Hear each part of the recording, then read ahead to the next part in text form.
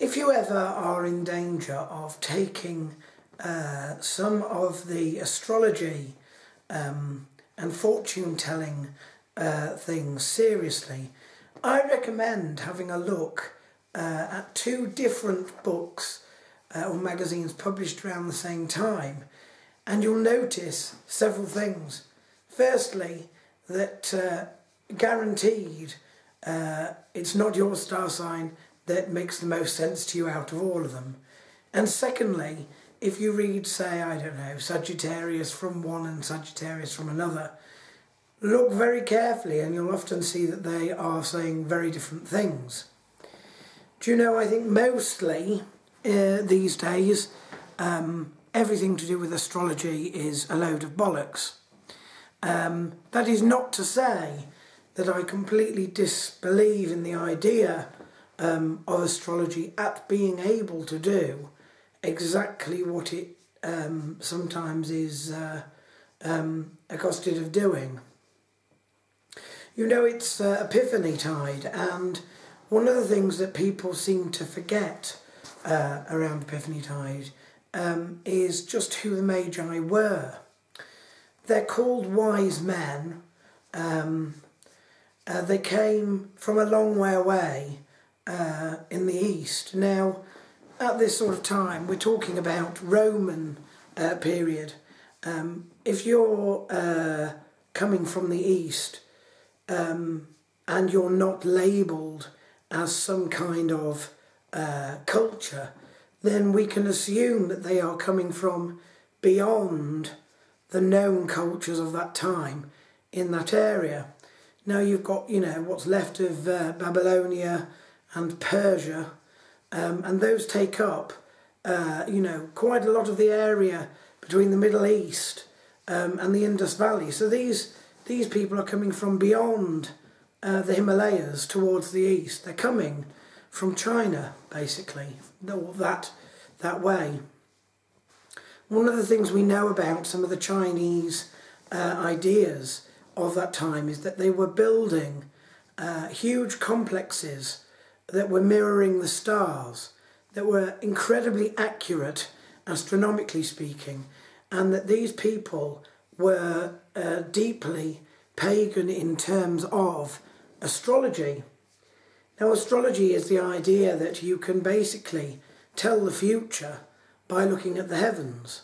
So you're supposed to be able to see what effect alignments of planets, alignments of planetary bodies, you know, stars, moons, whatever, have.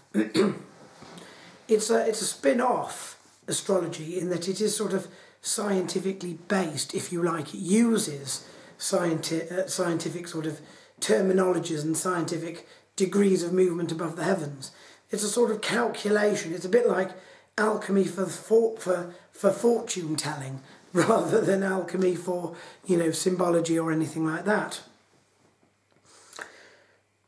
What we have to be concerned with is the fact that these three magi were alerted to the fact that there was a star in the heavens, that this star in the heavens appeared the night of Christ's birth, that they followed this star for possibly up to 3 years and possibly across at least 2 continents to get to a place, and they knew what they were looking for. They knew that he was a king. They knew that he would have a horrible or sad death. They knew certain things about him as well as where he would be and when. This is a concern for Christians, I think, if they're thinking actually deeply about this, because these people that turned up to worship the Christ child were not Christian, they were not Jewish, they were astrologers. They were doing what a lot of Christians are basically told not to be involved with. They're told it's evil, they're told to go nowhere near it, and at best, hopefully, it's a load of bollocks. What the Magi prove is that actually there are other paths. there are ways of coming to God through other religions. Now, I'm not saying at all that these people were saved, and I'm not necessarily saying that any other religion saves. But what I am saying is that because Christ is truth and absolute truth, if there is any absolute truth, if there is any truth at all in other religions, they will accidentally, I suppose, point to what is true. So deeply devout followers may be able to come to Christ, just like the Magi, almost by accident in terms of faith. And it does bring up a little bit of an issue if we're thinking about this seriously. If we're actually saying, you know, here was a group of people who were pagans, and yet they were able to calculate using the heavens some very interesting truths. They put their money where their mouths were, and they came up trumps. You know, they travelled a long way. They bought gifts that symbolised certain things that did happen to the Christ child. They knew what they were looking for.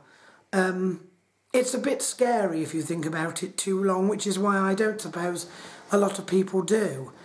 But there are a few mysteries. You know, the Epiphany is also supposed to be one of those sudden revelations, sudden seeings, and yet it actually revolves almost completely around this astrological and mysterious working out of who Christ is from a group of people who have absolutely nothing to do with Christianity or anything like that.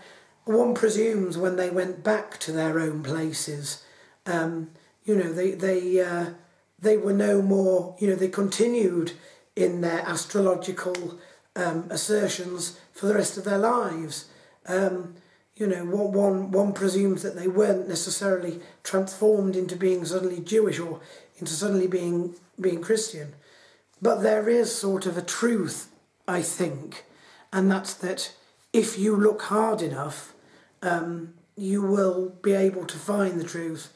And the truth is Christ, no matter which religion or whatever ethos it is you're following.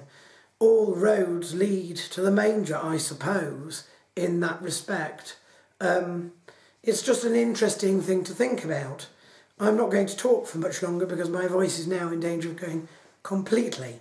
But I will leave you with the statistics from last year as we move now, definitely, into 2015.